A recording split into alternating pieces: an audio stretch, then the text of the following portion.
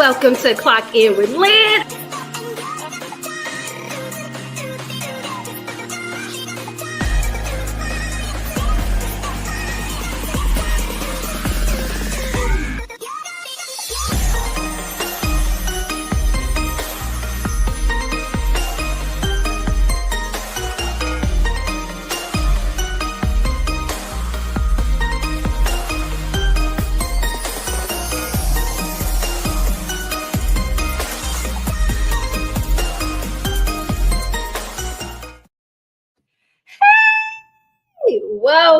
Welcome to Clock In with Lynn. Hey, y'all.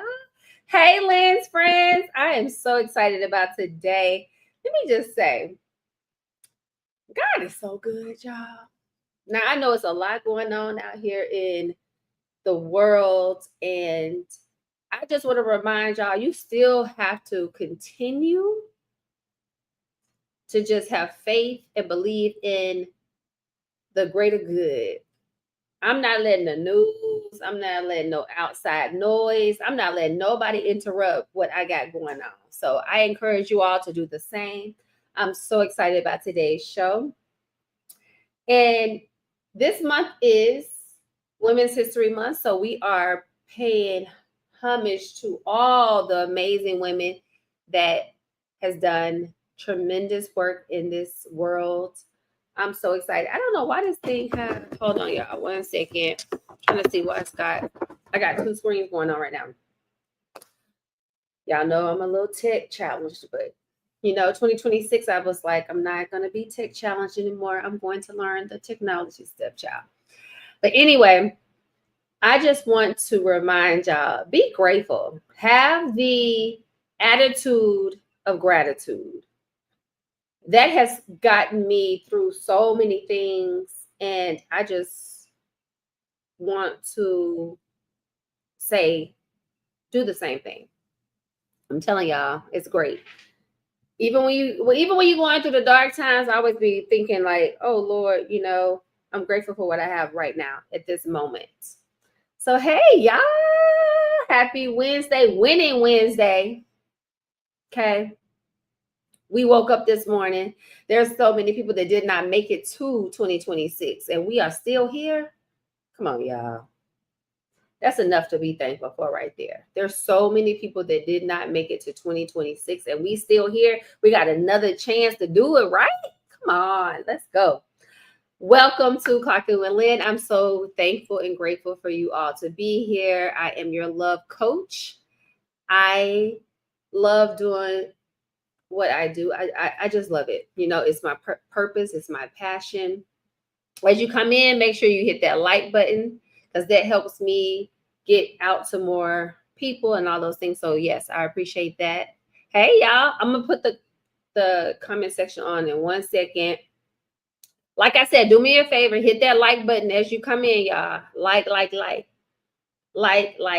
Just hit it. Just a quick little tap, child. Just a quick little tap.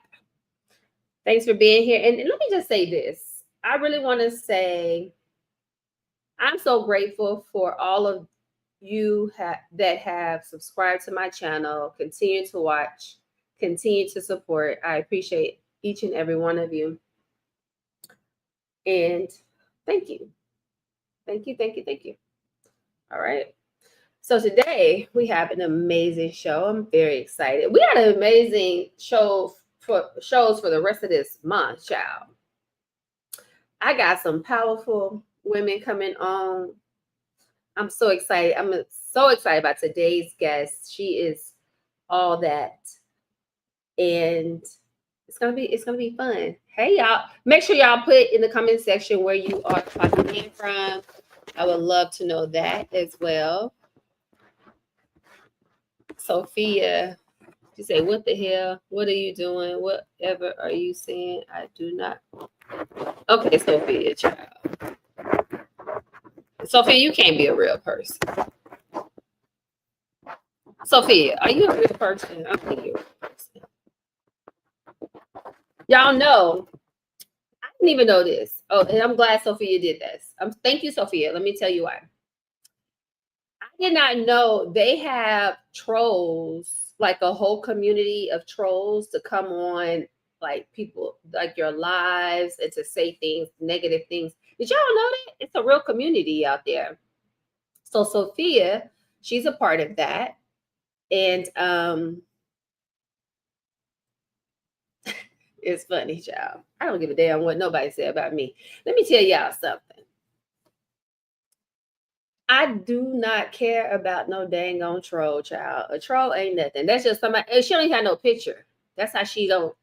That's a person that need a hug. Sophia, I'll give you a hug. If I met you in real person, in real time, I would give you a hug, because most people that have that kind of time to go on someone's live, they don't even know you, and to speak negatively, they need a hug. And I feel sorry for those kind of people. I do.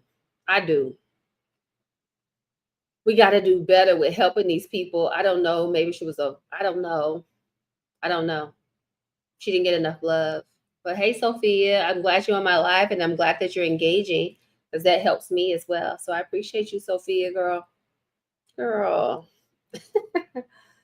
So yes, we have a beautiful show today. I'm so excited, y'all. I'm so excited. Yes, honey. She's amazing. I am so excited. She's a mother. She's an accomplished orthodontist, honey. And y'all know, a lot of people can't do what she is doing. She's an entrepreneur. She's the owner of Smile Sweet Orthodontist. She's been in the business over 20 years. She's helped transform countless smiles while building a successful business. She's originally from Little Rock, Arkansas, where I'm from. So she graduated from the historic Little Rock Central High. Yes, honey. She's an HBCU graduate. She's a proud member of Delta Sigma Theta Sorority Incorporated. She's a Lynx member. She was featured as a top doctor in the Top Docs and Women in Medicine in 2022.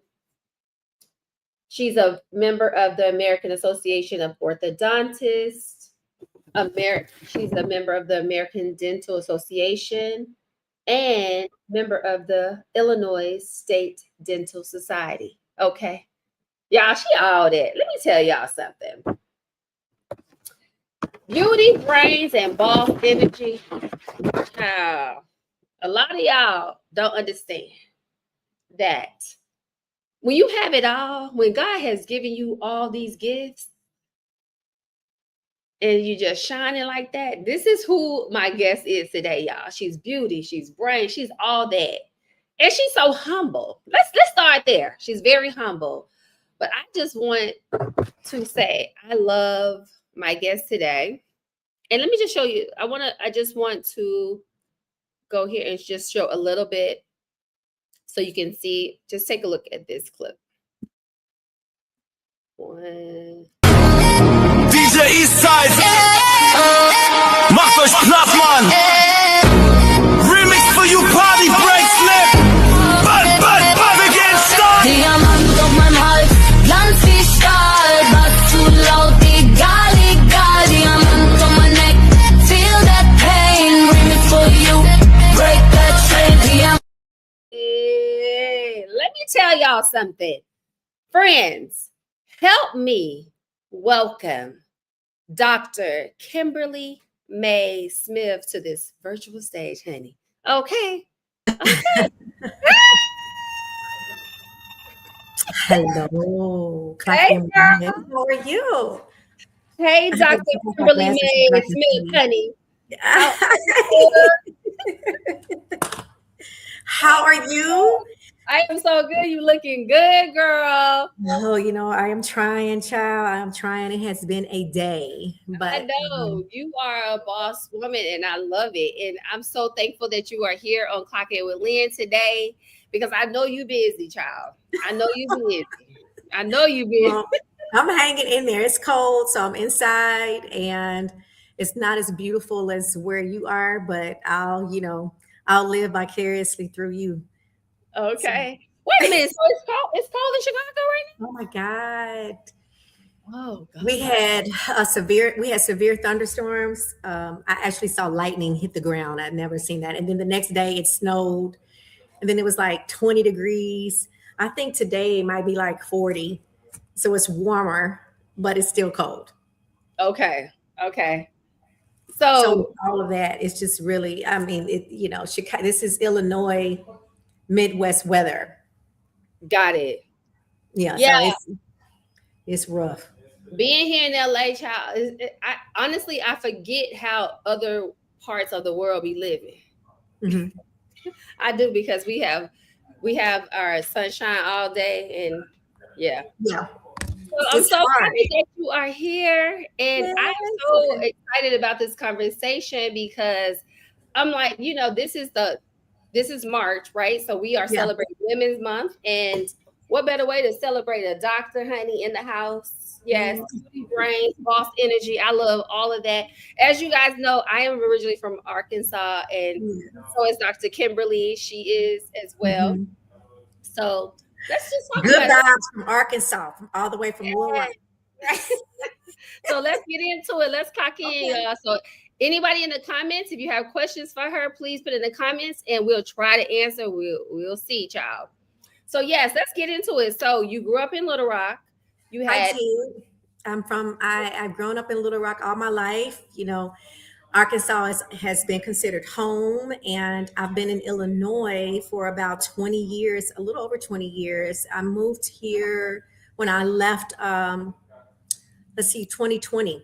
I'm sorry, I said 2020. In 2001 is when I moved here.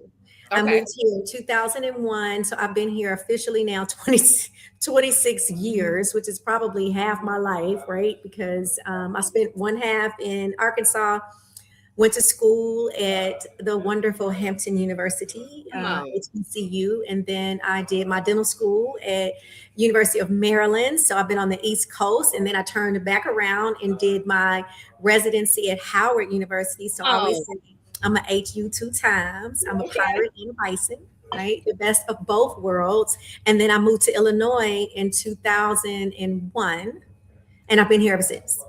I love it. Yeah. And you speaking of the HBCUs, now they always say which one is the real HU. Which one? Okay, so I'm always. And you went to Howard, so which one is it? Yeah, I'm still gonna rep my pirate bundles. That's my first love. I love being a bison, but I gotta go with my first love. I'm a Hampton pirate at heart, so I love it. My first love. I love it. You had the best of both worlds. I love it. I've had the best of both worlds. I loved my undergrad experience. I mean, I absolutely have no regrets. Especially having been to an HBCU. I mean, there is no other experience like that. And yes, I am proud to say that I have gone to two wonderful schools and two different, of course, I'm undergrad at one, and then I'm postgraduate at another. So two separate experiences. That's why I always say my first love, my heart, because I spent 4 years at Hampton, So when you're young, getting to know yourself, it was my first time away from home. Yeah. Having experienced the East Coast, coming from I guess what we call the Midwest or the South. It was just very different, lots of shock, I would say culture shock, a vast amount of learning.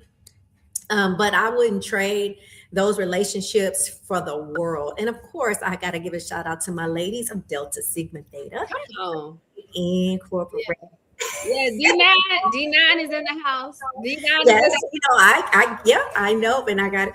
But I just, just when I sit back and think about it, and my memory might not be so great, but I really love, my experience, with that. And I would tell anybody that if they had an opportunity, the HBCU is just, I can only imagine that it's probably even harder now, because I can say, well, we even get in. I don't know if I would even. Yeah. It's so competitive. I've heard that it's just so competitive, now, but I love the relationship building and meeting, authentic people, because networking is just how we get things done now, you gotta know it's not good grades and all of that's great, but your network kind of can help determine your net worth. So I'm always saying, like, meeting new people. I'm teaching my daughter how to kind of put herself out there, make relationships, build relationships, talk to people. Let's not just talk through social media. Let's physically really get to know people, really get to know who they are, so they get to know who you are, so that they know who they're picking, because everybody, has qualities on paper that look good. But I think it's really important to show people the depth of yourself, right? Like, so they really get to know who you are, because it's too competitive. So you got to give somebody something to stand out on. So if I just look at A person on paper and B person, I might not can tell them apart, right? Mhm. But A may be more talkative, more friendly, more conversational, may have great intuition, extremely intelligent, knows how to present themselves, and can really communicate, right? So that would make it a lot better for me. Like, I would choose a person to work in my office. I don't care if they had all C's, but if they could talk, speak, respectful, and sell, Oh, come on. they would be check mark. Like, I would hire them, because I think that is where you can shine and show your value, and show that you have make yourself valuable, to whatever job that you may have. I think that people would Absolutely. appreciate that. So I know that might be off the subject matter, but I think about that a lot, because I love all of learned in my, just finding right people, right seats for my business. It's been a really hard role for me. Just finding people to help that I feel want to invest in the business, or really invest in that particular position.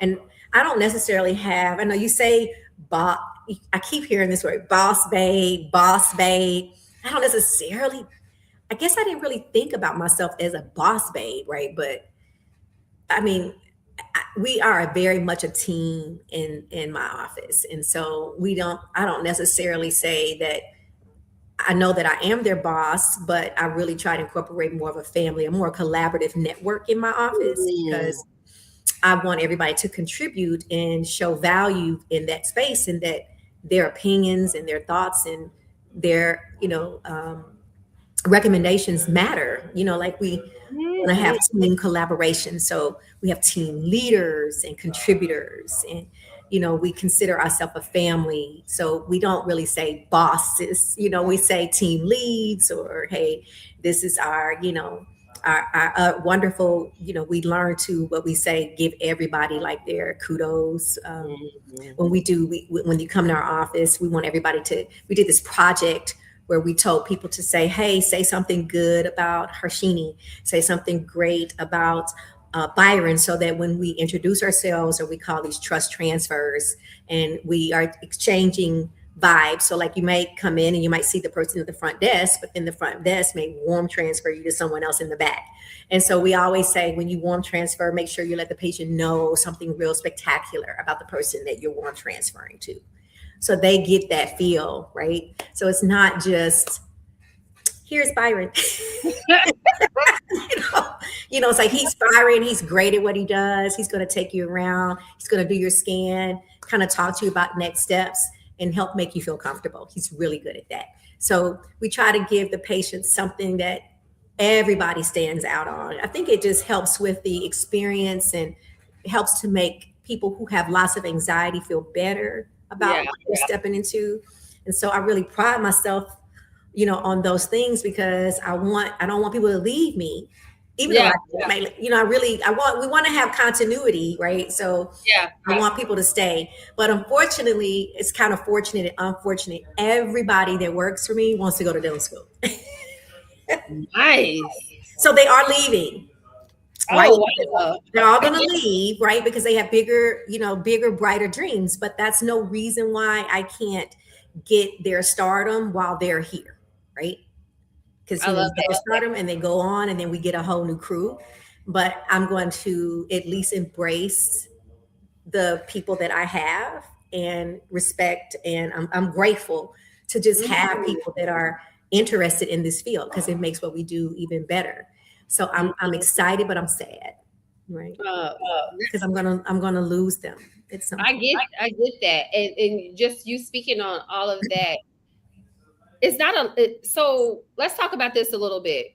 is there a lot of Black women, Black men in the dentist Ooh. industry? Just I think it's more than what it used to be, but it's still less than what it should be, right? Like okay. it's better.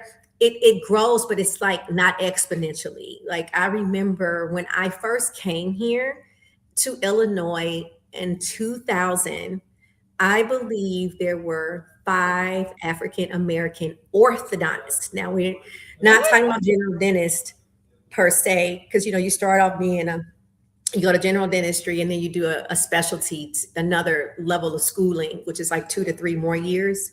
Okay. And so in that specialty, particularly, there was only 5 in the state of Illinois. So can you imagine only 5 of us? And like we all knew each other. And Illinois is a big state. So you have, northern suburbs, you have the southern suburbs, you have downtown, you got Midwest. I mean, you got the West Loop. You have Chicago in itself has its own little sections, right? It has the West Loop, South Loop, straight center downtown, north side, south side, it has its own habitat. And then you have Illinois that has 20,000 suburbs. And my practice is in Evanston, which is the northern suburb, 20 minutes north of the city of Chicago. Okay. So I'm centrally located around, I always say Northwestern University is 5 minutes from where my practice. Okay. So it's still like a community, but its own little city, 20 minutes, north of downtown. So that's itself. And then you have other cities like Vernon Hills and Lake Forest and Lake Bluff. And then you got the South, you have Hyde Park. Obama's Hyde Park, right? So all these, so when you think about all these little suburban areas in the state of Illinois, and then you say, what, it's only 5? And I think if they're 10 or 12 now this is 2026. So in 2020, 2000, what did I tell you? I came up here, I finished in 2000. So the year 2000, and then we talk about 2026. If it's 12 people, that's 26 years of double. So that's like 1 a year, or less than 1 a year, one every other year. Right. So it's not, so is there more? Yes. But it's when you really think about it, is it more? Is it more? So I think it's really good for people to see people like us, in those spaces, because that doesn't mean that there's not room. It's just that there could be a lack of exposure. It's so multifaceted why we don't have as many African Americans in this field as we would like, because it's layered, right? It's just right. That's why I really believe in mentorship and exposing, like I said, exposure. Because if kids don't know, they just don't know. You don't even know that people don't even think that they can have a smile, right? They don't even think that they can. They're like, oh, this is extra. This is something we don't need, and great, it is an aesthetic output, but it's a function first. So that if you look at it, I always say, fixing, we always want to fix the bite functionally, and producing great aesthetics is just what I am, right? Okay. So I think that people don't necessarily think that having that is healthy, but internally, I love that phrase that Dion says, if it feels good, you pay good. If you pay good, or if you feel good, you play good, you play good, you pay good, kind of thing. Like you always want to feel good about yourself. And I think you want to do more when you feel good about yourself. And the thing about the teeth is, I always say, from an aesthetic standpoint, when you change that, it changes your whole dynamic. Mm-hmm. What one thing, you can almost look like you have had a facelift by moving your teeth. I call it an orthodontic facelift, because in so many of the transformations, and I do this every day, and I've been doing it for 20 years, I see people, they change something here, they change their hair, they lose their weight, they, do their eyebrows, their skin flourishes, they eat better, right? Because they don't want to, mess up anything that they've invested in. So this investment, it changes everything. So I see it and I love it. That's the best part I love about my job. So, Dr. Kim, what made you get into this? Like, Okay, do you really want to know? I know you came from a family of entrepreneurs. You know, your mom, your dad, and the late great Jennifer. I love her to death. As y'all know, everybody know though. I dated her brother for a little time. So the people know that. But so what made you decide that you wanted to get into dentistry? Like, what was that aha moment for you? My brother. Your brother? Brother. So yes, oh my God. Yes. So when I remember it like yesterday. I have a very bad thumb sucking habit. Like I sucked my thumb. I had this doll that it's so crazy, but I had this, and I still have it. My mother gave it back to me before she passed away, but it was like this orange doll that I used to sleep with. And it is not the cutest doll, but I loved it, and I used to lay on it, and I sucked my thumb for years with it. And they tried everything to make me stop. They used to paint my hands with hot sauce, but I loved hot sauce, so that didn't matter to me. Like that didn't, like none of that stuff worked. And they even would paint this. There's this stuff that you can paint on your fingers, and when you put it in your mouth, it's like nasty. But I would go to the next finger, like, and then my mom, she would like try to paint all of them, and then I would scrub it till I could just get it off. I was so addicted to my thumb. And then I remember one day we were sitting at breakfast and we were eating, and my Ricky, he was watching me, and he said, "I bet you can't close your mouth." And I was like, "What?" And he was like, "Yeah, he said, "You can't, your mouth, you won't be able to close it. You're gonna sit like this." He started mocking me at the table because he's watching me eat. He said I couldn't close. And I said, "Yes, I can." I was like, "Yes, I can close." And he was like, "No, you can't." And I tried it a couple of times and I couldn't. And I was so embarrassed and so infuriated with him because Ricky was a picker. He a picker. I gotta tell you a story after this. Yeah, he was just a picker. You know what I mean? Like he would, when you pass something, he would like go in every day. Talk about my nose. He used to say, yeah. Lynn, he used to be like, "Can you leave some air for somebody else to breathe? Because my nostrils." Like, okay, so you know how he is, right? He was a mess. But yes, but every day, yes. But I was so self-conscious about it after that. Like I thought that everybody would see what he see, because to me, everybody noticed him, right? Because Ricky had a lot of fans, right? He had a lot of fans. He had a lot of he had a little B-list celebrity. He had a lot of fans. Celebrity. Yeah, right. So I thought that in my mind that if he noticed it, that everybody, because I'm like, well, he's, a mini fan. So I'm thinking, oh my God, I became obsessed with my mouth because I felt like everybody that I'm going to go, they're going to see what he sees. And if my brother is teasing me every day, then that must mean that everybody sees it. So I begged for braces. I went around interviewing orthodontists that I could find. I convinced my mother to give me braces at 15. I think I was 14 or 15. I hadn't even made it to Central yet. I was like, "Man, you got to give me braces. I'll do anything for it. Like anything." I started going to Dr. Brown. Roosevelt Brown, he was a dentist, a black dentist in Little Rock. I would go get my teeth cleaned like 3 times a year. They told me to stop coming in there. Like I became it was a super obsession. So I didn't know anything about, I became obsessed with my teeth. I didn't necessarily think I was going to do that, but I became extremely obsessed with my teeth. And to the point, my mother had asked me, around this age, she said, "Hey, 14," she said, "What do you want to do when you grow up?" And I said, "Well, I guess I can go ahead and just be a doctor or something." And she said, "Why don't you be a dentist?" I mean, she said that to me. And I mean, it was like, yeah, she said, "You run around here getting your teeth cleaned 3 times a year, 4 times, asking us for braces every time, like," she was like, "You could have a really nice lifestyle, a family." The passion for it. Yeah, she was just like, "You can have a lifestyle, a family. You don't have to worry about being on call." She named all those things at the table. And I said, "Okay, I'm going to be a dentist." And that's where it started. And I was like 14 at the time. So that tells you how long I sucked my thumb. Wow. I sucked my thumb a really, really long time.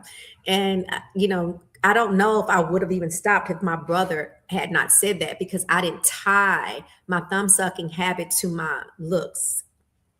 He did. Mm-hmm. I was like, yo, I just need this thumb and this doll. I'm good. That's So I can so.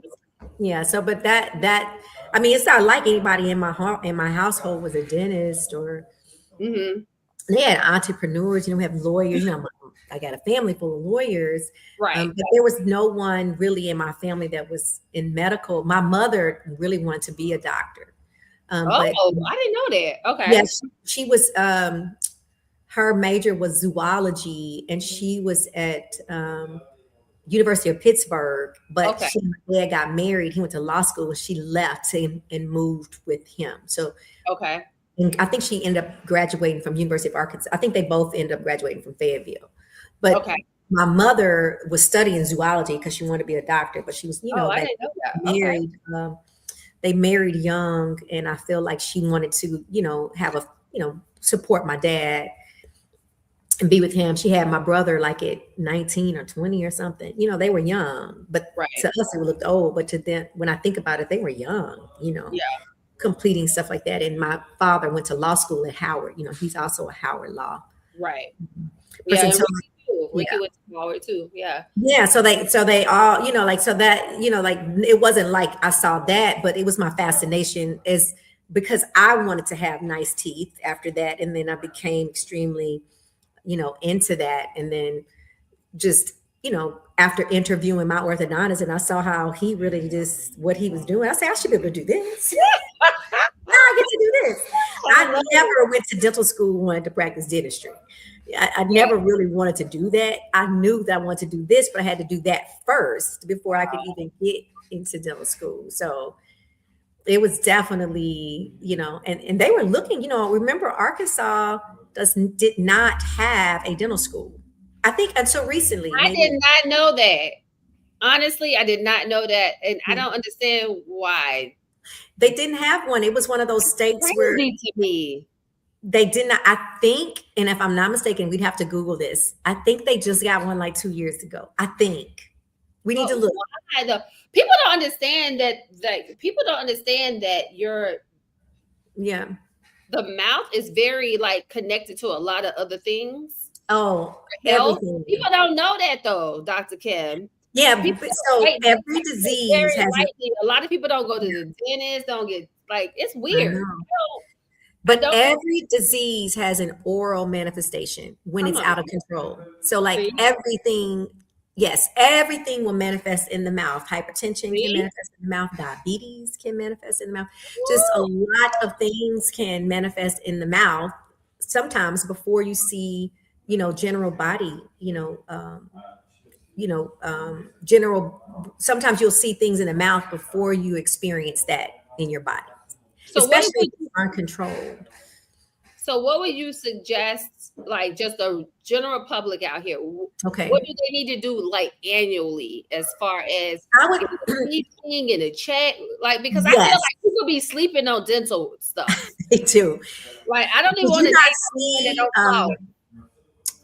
it's so funny. I just saw a basketball player on Jimmy Kimmel Live yesterday. Okay. I want to say he plays for Boston. I think he just won Defensive Player of the Year. His name is Derek. He has a beer. That's why I just was happened to be watching. But he just made a beer, and I want to say his name is Derek. I'd have to look at my Instagram. It's going to be. I don't want to misquote me. It's not. I don't know basketball to that degree. Mm-hmm. But what was Derek White? Okay. Is the basketball player, but he was on Jimmy Kimmel, and he was saying how he had to get this bridge, and he was playing. I guess he got hit in the mouth, and the bridge fell out, and he had to run to the back and put some glue on it, and came back out. And they were showing this on Jimmy Kimmel, and they showed him like that I don't know if he super glued the thing in there. I don't know what he did, but he went to because he couldn't get back to the dentist till the next day. But he said when he got to the dentist said, well, I told you to come in here last week. So he was saying that he had not really tended to the care like he should have, right? And so you don't really think about that. But if you really, really think about it, like he went back and did something to that thing because he didn't want to come back out and play with his front teeth not there, right? That's what I don't know what he used to glue that thing back in. I don't know what he used, but he figured it out. Okay. So he figured out. So, but I say all that to say how important those front teeth are, right? Oh, yes. So what do we need to do to protect them? We need to make sure we go to the dentist at least 2 times a year and cleanings 2 times a year at minimum. So every 6 months. Every 6 months. Clean. Check up. Yeah.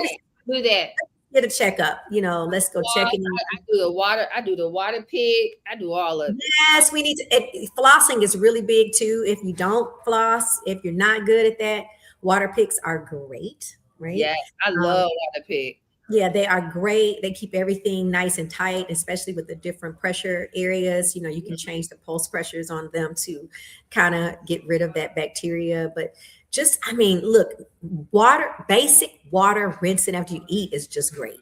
Even if especially if we're drinking a lot of acidic drinks like coffees, teas, red sauces, spaghetti, pizzas, pastas, things that are highly acidic. It's just always good to rinse after you eat, right? Because you want to hydrate. You also want to get some oxygen in there because a really nice basic environment kills an acidic one. And we all know that bad things grow in acid, right? Mm-hmm. So whatever we can do to keep a neutral state or a balanced state is always great. So if just anything, I always say, even after you eat, if you don't have a toothbrush, just, rinse with some water.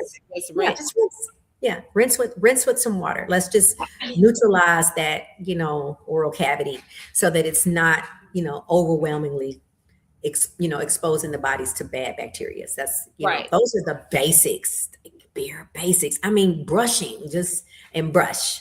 But you know what's so crazy? It's a lot of people don't floss. I know. I don't know. But it's hard for people to do it. Like, why people don't floss? Like, I don't want to date anybody that don't floss. I know. I just can't do it because if you can't take but it's so many people. Time. It's time. It's probably So you think it's a time? Yeah, it's time because think about it. We Americans, I feel like we're always in a rush. We're always in a hurry. We want things quick, fast, and in a hurry, right? And so typically, if we're trying to get somewhere, we're trying to get somewhere within a specific amount of time, and no one's spending 10 minutes in the bathroom taking care of their oral hygiene. It's consuming to the process of time, right? Most people get up, or most kids, they get up, they go to school. You think about it, about the process of someone even getting ready to go to school, like even your kids. How early are they rising to really take care of everything that they need to do? Brush, floss, get neat, take a bath, wash your face, eat some breakfast. How much time are you allotting for your morning routine care? Yeah. And if I were to ask most teenagers, they're probably sleeping to the very last minute, right? Mm-hmm. Waiting to the very last minute to get up versus preparing their morning rituals for their day, right? Because you just want to get up and go. You don't really want to make time for anything else. And hygiene is just not something people have put up on their list. I want to encourage more of that, but I feel like it's just not considered like quote unquote as a priority in a lot of people's lives, right? Right. And let's talk about that. Mm-hmm. You're talking about priority and how do you balance that? Doing what you do, being a mother, a business owner, like how do you balance all of that with your just personal life? Like, how do you do it? Ooh, you know what? Instead of balance, I think, Lynn, it's more or less about alignment and prioritizing what matters, most in my season. And giving myself grace, when things, aren't evenly distributed, right? You just trying to be, I try to be more intentional with my time. That's what I said. That was my word for the year.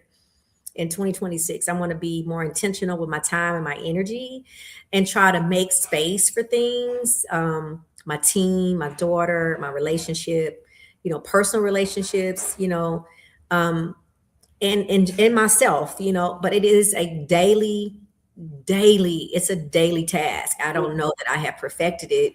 But there is always something that I feel, depending on the season, something tends to pull more than the other, But as a practice owner, this is new for me, like I can't say, where do you learn to be a business owner? And I've been in school I literally, when I think about it, I was in school for 15 years, right? You think about your undergrad, your college, your postgraduate, and I'm still in school, right? Learning to perfect the craft, but learning to be a business owner was not in that process. So I'm learning on the job of how to be an entrepreneur, and kudos for those that know how to do this inherently or just have a knack for it, because it is not for the weary or for the weak. Definitely. It's difficult but doable. I keep reminding myself it's difficult, and I don't want to let my mishaps and the things that I've experienced along the way be a deterrent to me moving forward and growing in it, because I just have to remind myself of what I can be for someone else, because I know what was provided for me, and I want to be able to be in a position to at least give that back, right? Because I want God to bless me, right? Continue to bless me. And so I just think it's important that I'm in a space, since we are in numbers that are hopefully inadequate, right? That I'm in a space to show the next generation what's possible, so at least I can say when I leave here, I would have felt that I left a service, to someone else, or have given back something, that was at least given to me, because I was extremely blessed to have the family, that I had, and the exposure that I had for so young, which I recognize is just not what most people have, right? So I don't want to take that for granted. I think I did at some point, because you only know what you know, but like looking now in this space, completely grateful, I always preach the gratitude of the attitude of gratitude. Like that's the way to go. And you being recognized as a top doctor, like what does recognition mean to you, Dr. Kim? Well, oh my God. I mean,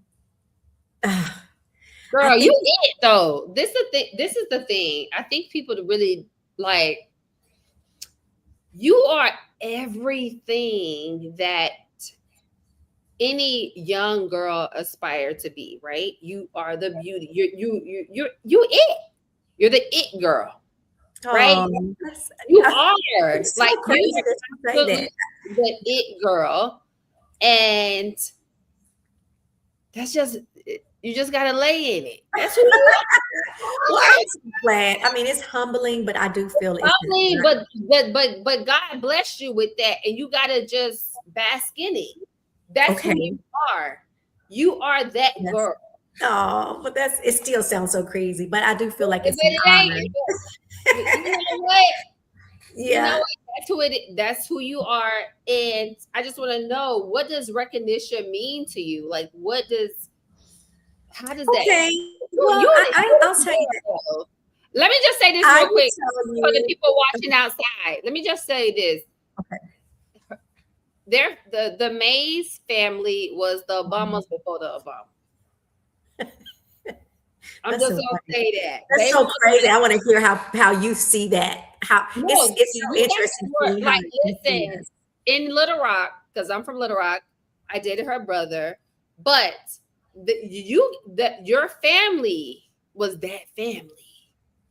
Everybody wanted to know. Everybody wanted to be y'all friend. Everybody wanted, like, they want to be my friend. They want to be Ricky friend. They want to be Ricky friend. Right.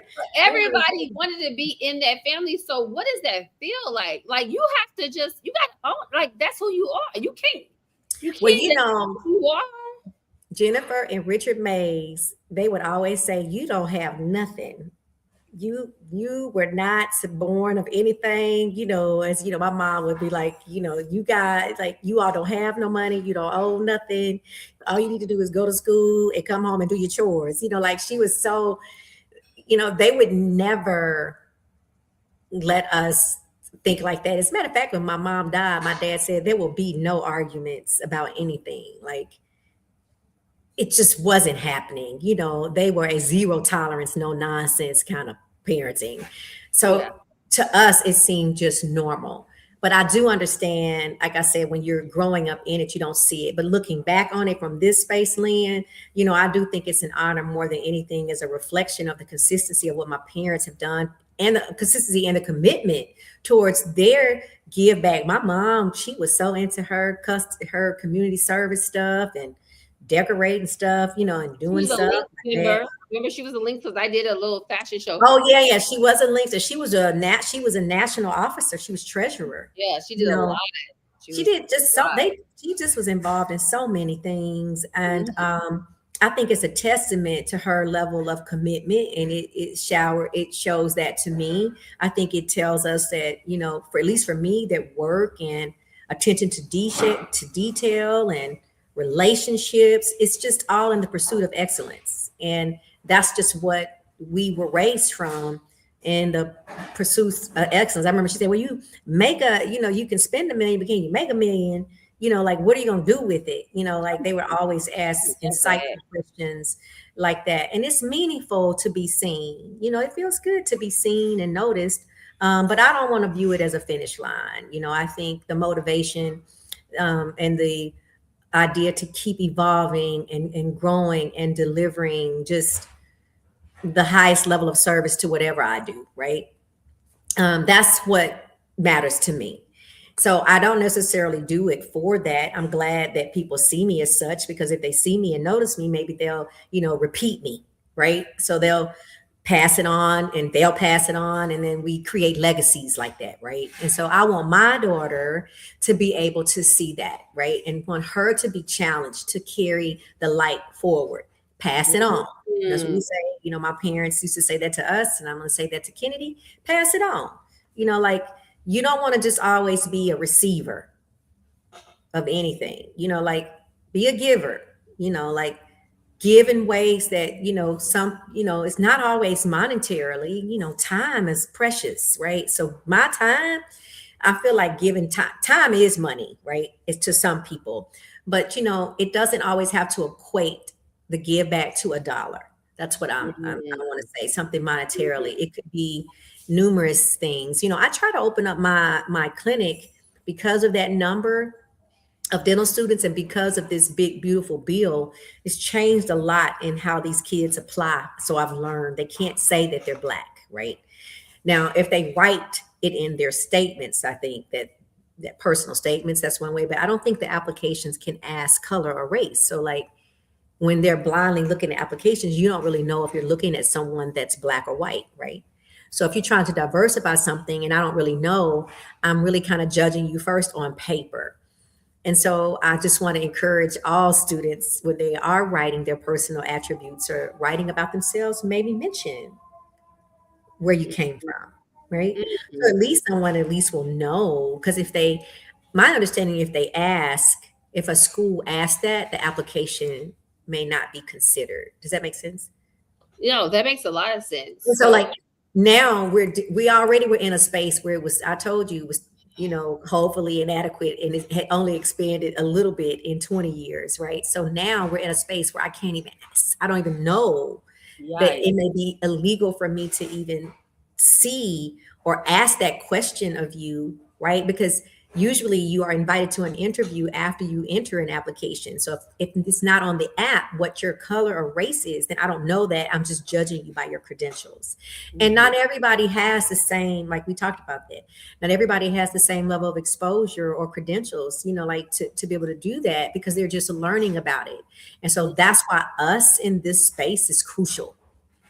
If we want continuity, even more crucial today than it was then, because now they can't even ask it. So you got to tell us. It. Yeah. So Hey, and that's for medical school. All these schools, I would imagine, dental school, law school, medical school, any school. Hey, listen, hey, tell people about yourself. Let them know who you are, because the schools that care about diversity will figure it out, right? But it's no harm in saying, hey, I grew up in a, all African American neighborhood. You know what? Just get it in there some kind of way, right? Like, you want to talk about it, because at least if I'm reading this and I see that, I'm like, oh, okay, I'm gonna put this to the side because it touched me, right? Right. Like, Right. not because it's Black, but it touched me. There are just ways around it, when you're trying to diversify, since we have gotten away from saying the word. Yeah. But Yeah. everybody, so, but we still have to be a global environment, and those schools that care about that, like I said, we'll find a way. But it's even more important for me to be able to say, hey, oh, this is the other thing. The students, like I'm at Northwestern. Remember, Northwestern does not have a dental school. So they used to have one, but they don't have one anymore. So those kids, or anybody interested in going or pursuing a career in dentistry, they typically have to have hours of volunteer service. So they go around and they ask different providers, can they volunteer in their office for hours? And the students that come in here, I get them from everywhere. They always tell me that they've asked like 20 to 26 people, and everybody tells them no. But I say yes. Yeah, like they tell me, they ask all the time, because they have to think about it. You have to have some hours as part of the application requirement. Oh, yeah. Okay. Right. So if everybody's telling them no, then how do they get the hours? So she said they just keep asking and keep asking. And so when they ask me, I say, yeah, come on, come on in. Because remember, I have everybody in my office is wanting to go to dental school. So here you go. Talk to them. They're in the process. I feel like I could at least give you that, because they're doing it right now. Yeah. So you should go ahead and talk to them, because they're into it. They're invested in the process. That's currently. Beautiful. So like, I really that's another way that I feel like, and they can be helpful to me. I can give them something to do. We can, learn together, grow together, so I especially when I see an African American come in here, I'm like, yes. Right. Don't even ask questions. Yep. Come on by. Come on by. I love that. I love that about you. I love that about your family. You guys have always been about Black excellence and all of those things. And it's just great to see it. I just love it. And how do you balance all the things you're doing, Kim? All the things you're doing. How do you balance? Do you have a do you have a love life? Okay. I mean, we can go there, we can't go there, whatever you want to do. But no. People trying to be like, wait a minute, who is Dr. Yeah, no. It's hard. I'm not always the best. I have been in a very, very long-term relationship, and it has its ups and downs and challenges. But like, we grow and we learn. And I think one of the biggest challenges for me is exactly what you're saying, is time. And it's time. It's balancing and making people feel like a priority, and prioritizing certain things. And like I said, like, it's always it's a balancing act of alignment, right? Because if somebody feels, because you give attention to one thing and then something else falls, or in this season you need attention to this, and then the relationship falls. So it's constantly a balancing act, right? And like I say, the older and older I get, the more intentional it needs to be, right? And so like, we work on it, and it's not easy. It is not easy. But what is easy? Like, what, who said, I don't really know anything that has a whole lot of reward is easy. Because then I feel like everybody would be doing it, right? Like, absolutely. There is nothing about what I do that I feel is easy, but I'm embracing the spirit of where I am, and forward in that and be grateful and graceful, right? Like as you said before, because if I focus on all of the lack and what it is that I don't have, I don't know how easy it would be for me to get up the next day. So like I try not to do myself like that, because then that creates a lot of unease, sickness, weight gain. You know, I've had my challenges with all that. Mhm. Um, but it's not. I will say that everything that I, like my relationship partner, he does a lot. He's really good at finding those areas that I'm not so good at, and because he's a giver, and he really works to, like, I cook. I can say I don't necessarily like to, but I cook. I do cook. I can cook, but um, I don't know. I think I would even enjoy it more if I made time for it, right?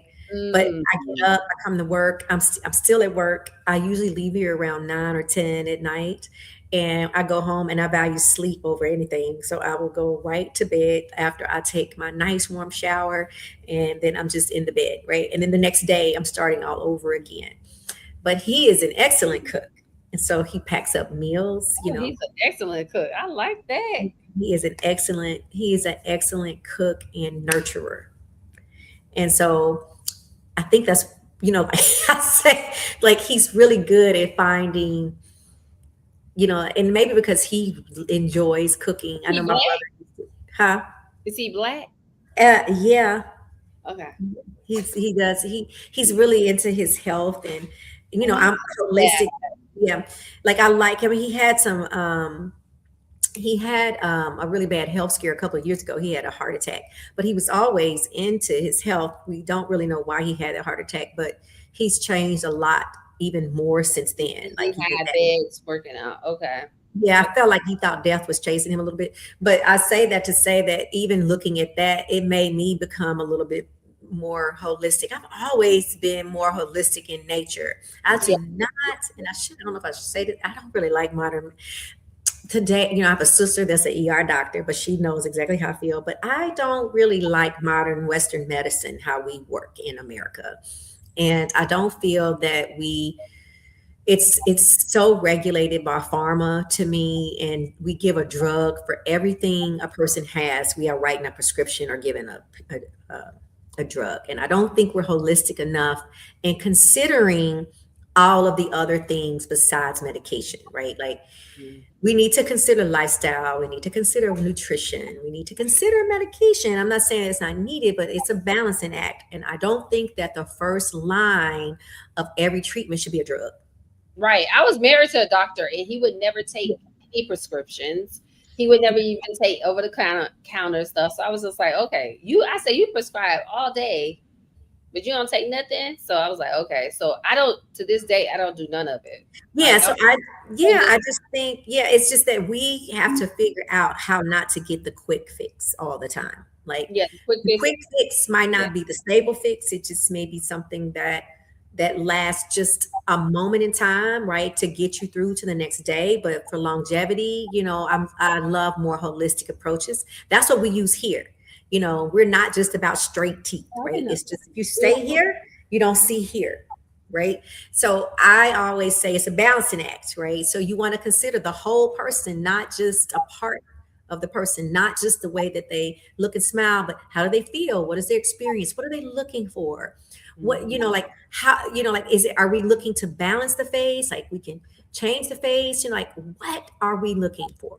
Right? Like, what are your pain points, and how can I fix what's not so good without mucking up I always say, how do I fix what's not so good and not muck up what already is good, right, about you? Because you don't want to change the good aspects of a person. You just want to fix the not so good while maintaining or improving the already that's good, right? So just a more holistic approach. And I wish that we practice medicine, like that. I wish that naturopathic and Western allopathic medicine met in the middle.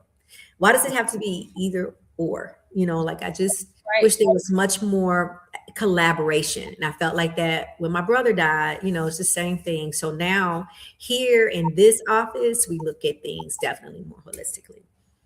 I love that. I love Yeah. that. I practice that. So kudos Yeah, to that.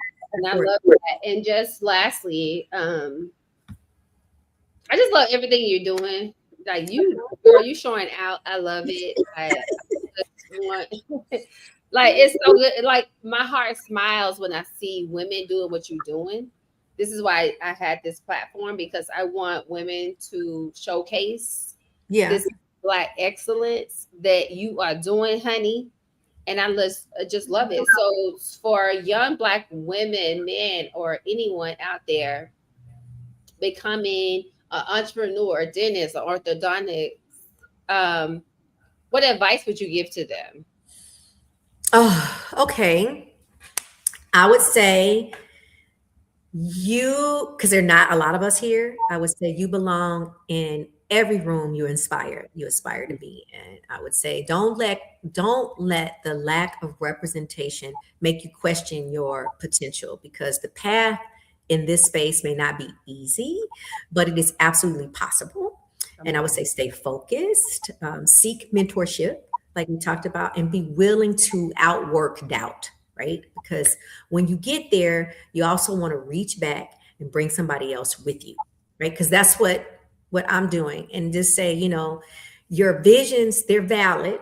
Even if no one around you has done it yet. So like, because that's what they don't see, because they don't see a lot of us, right? But it doesn't mean that you can't be here. There is a space for you. It's a journey, because it's long, right? Like we talked about that. It's at least 10 years at the very least. You have college dental school, as well as any type of residency program. Like mine is 2 or 3 years, so it is long, but commitment is everything. And there's so much along the way, and we need you. Like we need our African American doctors. We Yeah. need them. So that's what I would say. I open up my doors, to people who have questions and want to come in. And I know I have several colleagues that do the same. So we're here for you. Just know that, there's plenty. That's one thing I love. When we come together, we can stick together. So I feel like even if you have to Google Black doctor or Black dentist in my area, typically, more often than not, we show up for each other. I know it may not seem as such, but we do, because we know the space is small and we know it's limited in numbers. I love We it. need representation. And so every time I go to a meeting full of the SNDA or the National Dental Association, or even the National Black Medical Associations, I see it all the time, and people are always willing to help. So we're there, we're here. And I would not, like I say, let the lack of representation be an enemy to moving forward in this field. So just get your questions. You still have to perform good. Like, I don't want people not to think that schooling is not great and that they don't need to show up, scholastically, because we do need that, because you do have to make the minimum scores. But there is space, there's room for growth and acceptance. And, we've got to be a guide and help towards one another. So definitely, keep working at it. Okay. That's what I would say. I love that. No, because we need that, because a lot of times people feel like that's like they don't even know how to even get into it. So Yeah. So I know that there are prerequisites that are needed to do that. I would say this, I used to think, because I was a biology major, because you need all these sciences to get in. But I can honestly say that you don't need to be a biology major. You can be a major in anything. You can be an art major. This field is so artistic. I almost think that they would have a jump on me, like an artist or someone that could draw, because dentistry is such a creative space. We're artists. okay, that's Art, good right? to know. Yeah, Okay. so you remember, you are creating smiles and building teeth and using your hands. So people who are used to craftsmanship or craft like work, they do really well in this field, right? Or people who look at something mirror image wise, like, and repeat back or draw back. I always felt that those students outshined, because I'm scientific. I can draw, but it wasn't like I was sitting here wanting to be an artist. But when I could, like I could draw, right? But I didn't practice that skill set like that. But it came in handy in this profession. It's just Yeah. No, it that makes wasn't yeah, it wasn't my go-to, but I, that's that creative knack side of me. Like I do have that, I want to be an actress. My mom was like, girl, you better go back to dental school. We'd already talked about this since she was 14. Girl, you can still be an actress, child. Well, I used to want to do, but they would not, they wouldn't let me go to California. I had a job working for the senator, but my daughter, she was, wanting to do that for a little while. Mhm. We came to California for a couple of months, and then I realized that I couldn't stay there and work. I said, Kennedy, you got 3 months. You got to come back home after that. But she was really little. I had to send nannies with her. Mhm. Yeah, this was like Burbank. We had an apartment in Yeah, Burbank. Burbank is like, yeah, that's where. Yeah, but Yeah. I mean, like, and kudos to, because it's a hard. When that journey that she made, the lady was telling me I needed to move there, and I was like, ain't no way. I didn't even have a license in LA. I didn't have a Cali license to practice there, and I was like, I have a whole job. How you think she living here? You know what I'm saying? But she had a little agent and everything. But like it was I'm glad I afforded her the opportunity to try it, right? But we could not. I could not uproot what I was building here at the time. I said, if you really want to do this, you have to go to school and move out there on your own. No, like no. And you know what? That if that's what she wants to do, she can still do it. She's still young. Yeah, we have not talked about that since she was 12. She Yeah.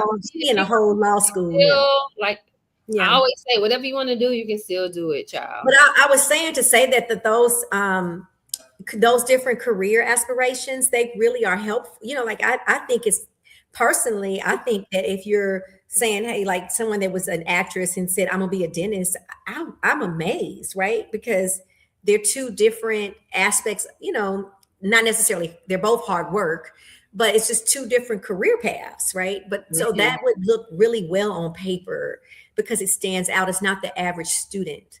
The average student that's applying to medical school or dental school is probably not an actress, right? Or someone in theater. Mm-hmm. But I think it brings value because it's different, right? Yeah, absolutely. It's right. Yeah. It's so different, girl. LA it's a different beast. So I know it's really. I'm impressed every time and kudos to you, boss babe. Right. I mean, like, you got your whole podcast. You have set your own space. You've always wanted to go to LA, California. Remember, you told me you've always wanted to live there. I was a little. I talked about it all the time. People thought I was crazy. Yeah, but you look at that. See, that's what I'm saying. I was living in Calais. What is that, Calais over there? Yeah, my apartment in Calais. Yeah, Calais? Calais.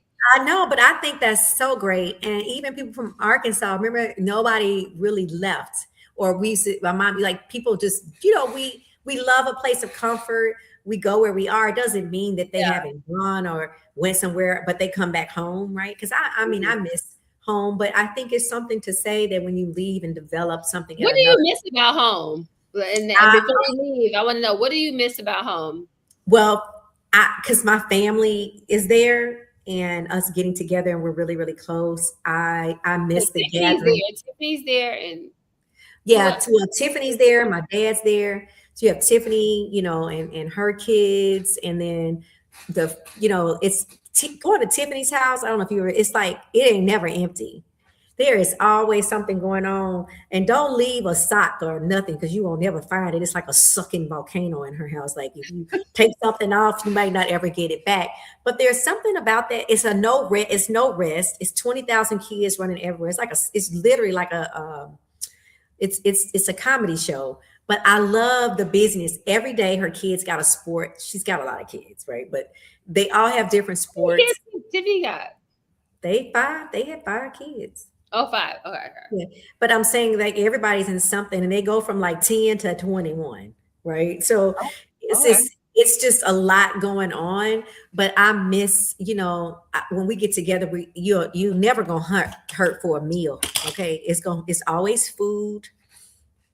There's always conversation. It's always comedy, and I love to laugh, and it's just like no pressure. And I miss that. Like when I'm here, I count the days. When I'm there, I don't know what day it is. It's if it's Monday or Saturday, because they all flow together because they look the same. But like where our Mm, mom goes, we're there. I'm like, we that's just eat beautiful. together, we eat. And then every now and then I try to get out to go meet and see people that I haven't seen in 20 years, but it's often hard because we usually have an activity that we planned every day, like whether we're going bowling, whether we're going to go to Top Golf, or maybe we're going to go take the kids to the movies, like maybe we're going to go to dinner, have conversation, like we're going to sit down and play games. I mean, we do stuff all the time. And I love that. I don't have that here. Yeah. It's just me. So coming back home centers me. Yeah. And that's why I say I feel grateful. That's what I miss. When I go home. Yeah. Yeah, it centers me. It reminds me of the simple, subtle things, that I don't see that every day, but I'm reminded of how loving and warm that is. And Mm. I mean, everybody need a good hug and some laughter and some love. And I Yeah. miss that. I cherish it because I don't know how long I'm going to have it. I only have one parent left. I've lost a brother, a sibling, a mother. I Mhm. just, like I don't have any other extended grandparents. My dad is 83, 84 now. He's Oh, still driving, and he think he 25. So 25. yeah, so I just want to make sure I'm not missing that. Yeah. Like, because I won't always have that. And Kennedy told me she wanted to move there. So She want to move there. she Little Rock. She likes Arkansas. Mm. I think she likes I mean, it. Simply what it's not bad. It's not a bad place. I just Yeah. love it. I like California because there's no mosquitoes here. I don't Yeah. get bit from mosquitoes. Keep in mind, Arkansas reminds her it's how many, it's 20, we talking about 20, 20 cousins. It's a lot of kids. A lot of kids. Like, so it's in the core group, it's probably about 10 or 15 of them. So you have the big kids, the middle kids, and the little kids. So in the big kids, the cousins, they get together. So that's a place where they get together. So she associates that with her That's family. beautiful. Yeah. That's So the big kids, and then you have the middle kids and the littles. You know what I'm saying? So the big kids, they're doing their own thing, but they get together, and that reminds her of, that's what I think she likes. She associates Little Rock with that. Yes. And that's Yeah. beautiful. No, I think Little Rock is a great place. And this is our last question. I just want to say thank you for being here. You are amazing. I love this conversation. Our conversation was amazing. What is one thing that your mom, your brother would be proud of you right now? Just give me like One thing, I think that they would be proud that I stepped out on my own to do something that I have wanted to do for 20 years that I just didn't have the guts to do before. Of course, I decided to do this and COVID hit. Like, it's not, I opened this practice in COVID, but I think that they would be really proud that it took me, now keep in mind, it's taken me 20 years to do this. So, But you did it though. yeah, I didn't come out the box like my colleagues did. I waited till my daughter was like when my daughter went off to college is when I started this process. So I was a mommy mode for 18 years. And then I decided to really pursue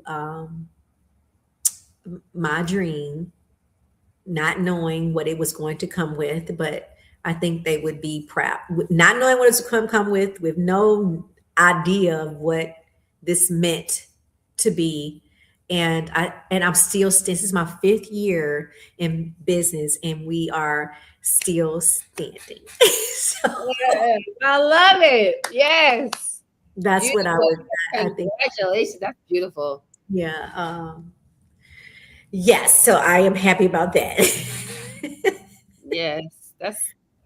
a consistent push for excellence, right? Mhm. But this keeps me grounded in my purpose. I feel like, you know, I knew that I wasn't just going to be earning degrees, but that I was going to be building a future where I could create and be impactful and have autonomy and leave a legacy.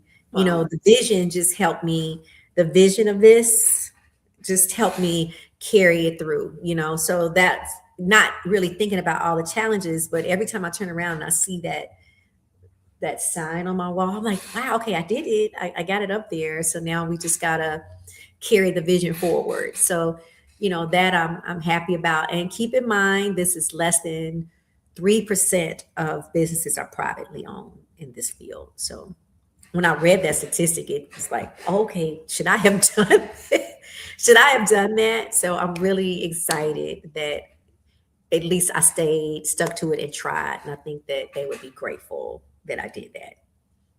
And congratulations to you, because like you said, it's not a lot of people that can do it.